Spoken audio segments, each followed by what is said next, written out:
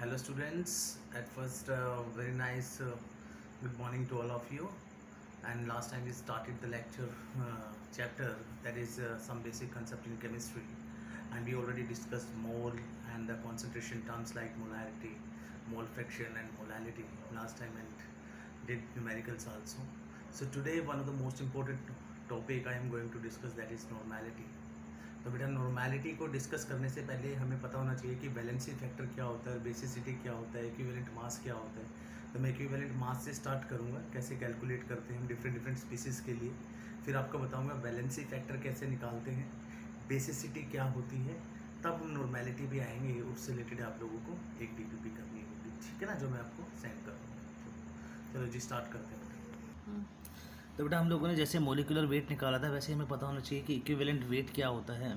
किसी भी सब्सटेंस का इक्विवेलेंट वेट क्या होता है कि कोई भी सब्सटेंस, किसी भी सब्सटेंस का वो वेट जो क्या करे, जो रिएक्ट करे या लिबरेट कर सके 1 ग्राम हाइड्रोजन या 8 ग्राम ऑक्सीजन, 35.5 ग्राम क्लोरीन को, 80 ग्राम ब्रोमीन, 127 ग्राम आयोडीन, और रिएक्ट कर सके 1 मोल ऑफ इलेक्ट्रॉन के साथ या लिबरेट कर सके, उसे हम क्या बोलते हैं, इक्विवेलेंट वेट। एक एग्जाम्पल दिया हुआ है आपके पास नाइट्रोजन 28 ग्राम, हाइड्रोजन 6 ग्राम, अमोनिया 34 ग्राम है। अगर इक्विवेलेंट वेट नाइट्रोजन का निकालना हो तो कितना होगा भाई? 6 ग्राम हाइड्रोजन के साथ रिएक्ट कितनी कर रही है? 28 ग्राम नाइट्रोजन, तो 1 ग्राम के साथ कितनी करेगी? डिवाइडेड बाई 6, तो 1 पे निकालना है मुझे, क्योंकि 1 ग्राम हाइड्रोजन लिबरेट हो रही है इंटू 1, तो 14/3। इसी तरह से हम अमोनिया का निकाल लेंगे, कितना आ जाएगा? 17/3। तो जो इक्विवेलेंट मास होता है डिफरेंट स्पीसीज़ का डिफरेंट होता है। फॉर एग्जांपल आपको एलिमेंट्स का इक्विवेलेंट मास निकालना है, तो क्या किसके इक्वल होगा? Atomic mass divided by valency of the element. Valency मतलब आउटर मोस्ट इलेक्ट्रॉन, ठीक है ना। तो हम लोग वैलेंसी से डिवाइड कर देंगे। अगर किसी आयन का इक्विवेलेंट मास निकालना है तो उसका फॉर्मल मास डिवाइडेड बाय जितना चार्ज होगा आयन के ऊपर, ठीक है ना। 2 पॉजिटिव होगा तो 2 से डिवाइड कर देंगे, ठीक है ना। जितना भी चार्ज होगा चार्ज से डिवाइड कर देंगे। आयनिक कंपाउंड के लिए molecular mass divided by charge present on cation और एनायन। जितना चार्ज कैटायन पे प्रेजेंट है तो उससे डिवाइड कर दीजिए, या फिर जितना एनायन पे है उससे डिवाइड कर दीजिए। आपके पास आयनिक कंपाउंड का इक्विवेलेंट मास आ जाएगा। नेक्स्ट है उस तरह बेटा, अगर किसी एसिड के इक्विवेलेंट मास निकालना है तो आप क्या करोगे? Molecular mass divided by basicity.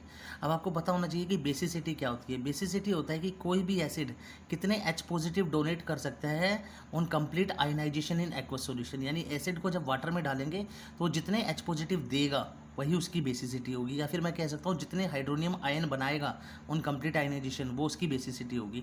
एक एग्जांपल लेते हैं, HCl को मैंने वाटर में डाला तो यहाँ से एक H पॉजिटिव निकला जो वाटर के साथ मिला, क्या बनाया? हाइड्रोनियम आयन, प्लस क्या बच गया? Cl minus. तो एक ही हाइड्रोनियम आयन बना है यहाँ पे, तो इस HCl की बेसिसिटी कितनी हो गई? 1, ठीक है ना। जैसे यहाँ दिया है HCl की बेसिसिटी कितनी हो गई? 1, ठीक है ना। और 1 का मतलब क्या है? मोनोबेसिक। अगर 2 हाइड्रोनियम आयन जनरेट करे तो डाइबेसिक, 3 जनरेट करे तो ट्राइबेसिक। तो यहाँ पे सारे एग्जाम्पल आपके पास बेसिसिटी के दिए हुए हैं। जैसे H2SO4 की 2 है बेसिसिटी, HCl की 1 है, H3PO2 की 1 है, H3PO3 की 2 है, ठीक है ना। तो इस तरह से हम बेसिसिटी कैलकुलेट करते हैं। अब एक एग्जाम्पल ले लेते हैं H3PO3, H3PO4, H3PO3 और H3PO2 का। इनका स्ट्रक्चर देखो। अब इन स्ट्रक्चर में क्या देख रहे हो? यहाँ पे ऑक्सीजन के साथ 3 हाइड्रोजन लगी हुई हैं, ठीक है ना। तो रिप्लेसेबल हाइड्रोजन इस स्ट्रक्चर में कितनी है? 3। यहाँ पे कितनी है? 2। यहाँ पे कितनी है? 1। तो बेसिसिटी कितनी होगी? ये 3 हाइड्रोजन दे सकता है, इसकी 3 हो गई, इसकी 2, इसकी 1।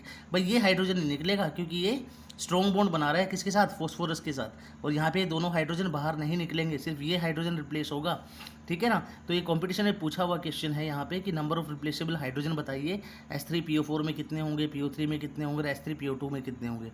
Number of non replaceable hydrogen, यहाँ पे तो एक भी नहीं है, यहाँ पे एक ही हाइड्रोजन है जो नॉन रिप्लेसेबल है, और यहाँ पे 2 है। उसी तरह से अगर साल्ट का इक्विवेलेंट वेट पूछा जाए तो molecular weight divided by total positive charge on cation.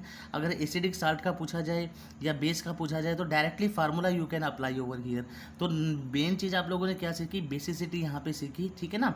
और जितने रिप्लेसेबल हाइड्रोजन होंगे किसी एसिड के अंदर वही उसकी बेसिसिटी होगी। और एक चीज़ याद रखोगे, एसिड के लिए हमेशा बेसिसिटी निकालते हैं और बेस के लिए हमेशा एसिडिटी हम लोग निकालते हैं। नेक्स्ट है बेटा वैलेंसी फैक्टर कैलकुलेशन, जिसको हम एन फैक्टर भी बोलते हैं। एन फैक्टर का मतलब होता है कि नंबर ऑफ इलेक्ट्रॉन इन्वॉल्व पर मोलिक्यूल इन बैलेंस्ड रिएक्शन। किसी भी बैलेंस्ड रिएक्शन के अंदर कितने इलेक्ट्रॉन का इन्वॉल्वमेंट है उसी को हम क्या बोलते हैं, वैलेंसी फैक्टर या एन फैक्टर। अब हमें पता है कि इक्विवेलेंट वेट तो क्या होता है, molecular weight divided by N factor. N factor मतलब वैलेंसी फैक्टर जिसको हम बोलते हैं, जो हमने पीछे फार्मूला बताया आप लोगों को। और एसिड के लिए हम क्या निकालते हैं, बेसिसिटी, और बेस के लिए क्या निकालते हैं, एसिडिटी। अब देखो एग्जाम्पल से आप लोगों को समझ में आया, एक रिएक्शन है आपके पास Na positive plus E minus gives the Na पे चार्ज कितना है, +1, Na पे कितना है, 0, यानी यहाँ पे +1 से 0 जा रहा है, ठीक है ना, यानी 1 इलेक्ट्रॉन का इन्वॉल्वमेंट है इस रिएक्शन में, तो वैलेंसी फैक्टर कितना हो गया, 1। Mg2 पॉजिटिव में +2E माइनस 2 इलेक्ट्रॉन लेके मैग्नीशियम बनाया, यहाँ कितने इलेक्ट्रॉन का इन्वॉल्वमेंट है, +2 से चार्ज 0 हो रहा है, यानी 2 इलेक्ट्रॉन का इन्वॉल्वमेंट है, वैलेंसी फैक्टर कितना हो गया, 2। इस रिएक्शन में वैलेंसी फैक्टर कितना हो गया, 3। अब I2 से I माइनस, ठीक है ना, आयोडीन पे ऑक्सीडेशन नंबर कितना हो गया, 0, और यहाँ पे चार्ज कितना है, -1, तो 0 से -1 जा रहे हैं हम लोग, ठीक है ना, तो कितना चेंज आ गया आपके पास 0 से -1 जाने में, तो यहाँ पे देखो आप 0 से -1 जाने में कितना चेंज हुआ, 2 का चेंज हुआ, ठीक है ना, तो आपके पास कितना हो गया भाई, वैलेंसी फैक्टर किसी एक एलिमेंट पे निकालना है, तो मेरे पास जो 0 से -1 आई पे 1 पे आ रहा है इतना -1, तो 1 इंटू 2 के लिए कितना होगा मेरे पास, 2 से मल्टीप्लाई कर देंगे तो 2 आ जाएगा वैलेंसी फैक्टर यहाँ पे। सपोज करो आपके पास एक रिएक्शन दी हुई है बेटा, A + 2B + 3C gives the 4D + 12 electron, और ये रिएक्शन जो है बैलेंस रिएक्शन है, ठीक है ना।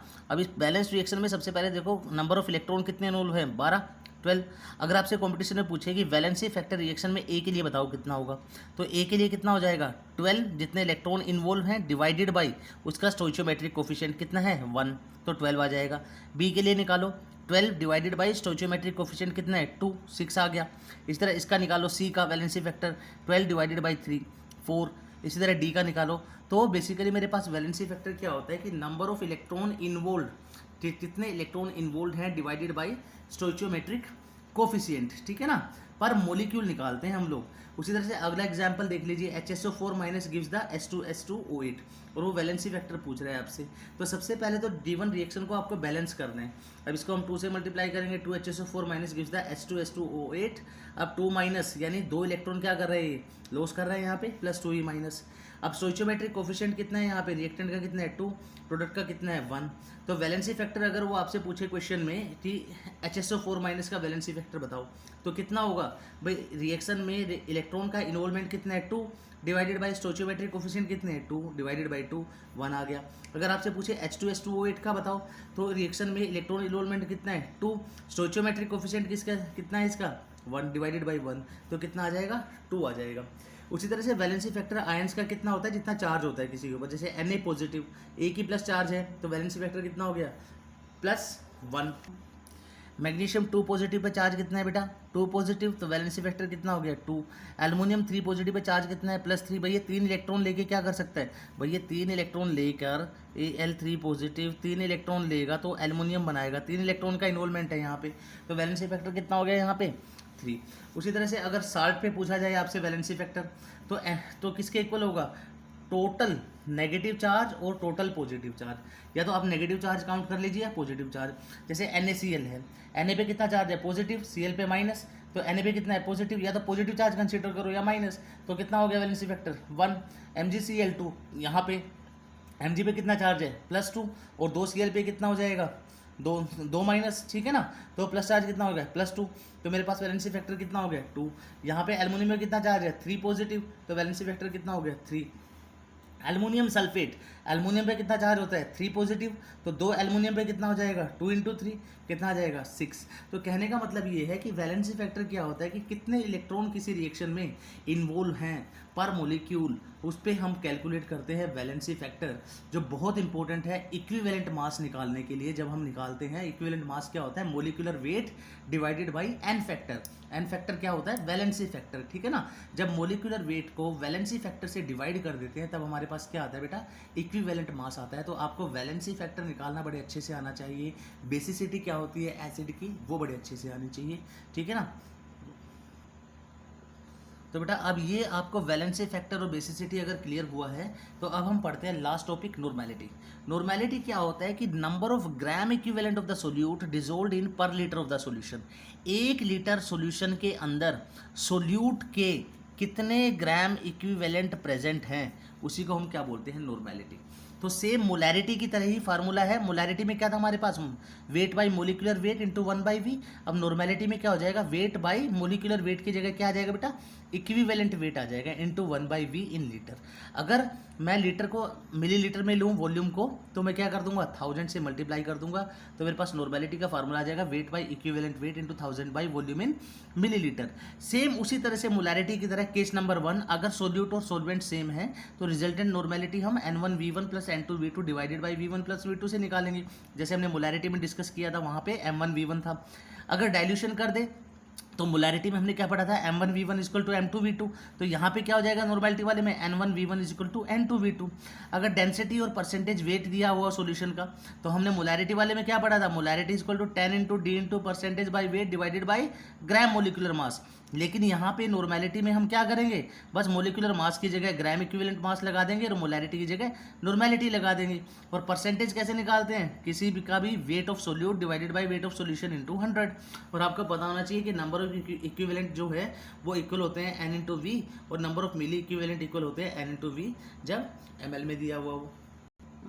सेम मोलैरिटी की तरह आपको यहाँ भी पता होना चाहिए कि अगर न्यूमेरिकल के अंदर आपके पास n/2 दिया हो तो उसका मतलब क्या होता है, सेमी नॉर्मल, ठीक है ना, और सेमी नॉर्मल, और n/2 का मतलब क्या होगा, 1/2 इक्विवेलेंट पर लीटर। n/5 का मतलब penti normal, 1/5 equivalent per litre. n/10 deci normal, 1/10 equivalent per litre.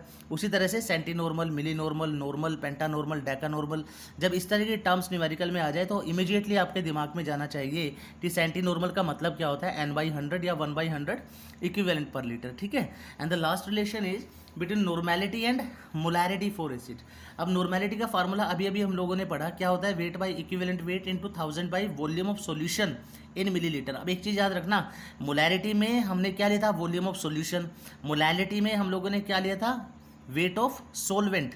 लेकिन नॉर्मेलिटी में हम लोग क्या लेंगे, वॉल्यूम ऑफ सॉल्यूशन। सॉल्यूशन का वॉल्यूम होना चाहिए, ठीक है। तो नॉर्मेलिटी का फार्मूला हम लोगों ने ये पढ़ा था अभी थोड़ी देर पहले। तो मेरे पास नॉर्मेलिटी का जो फार्मूला है ये पढ़ा हम लोगों ने। अब मैंने इक्विवेलेंट वेट क्या होता है, मोलिकुलर वेट बाय बेसिसिटी, तो यहाँ पे वैल्यू रख दीजिए, तो नॉर्मेलिटी का दूसरा फार्मूला बन जाएगा, weight by molecular weight into basicity into 1000 by volume of solution in ml। और मोलैरिटी का हमने फार्मूला क्या पढ़ा था, weight by molecular weight into 1000 by volume of solution in ml।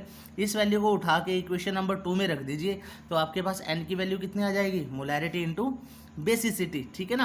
और लास्ट फार्मूला हमारे पास नॉर्मेलिटी का क्या होता है, n फैक्टर, अभी मैंने बताया कैलकुलेट करना कि n फैक्टर इंटू मोलैरिटी, ठीक है ना।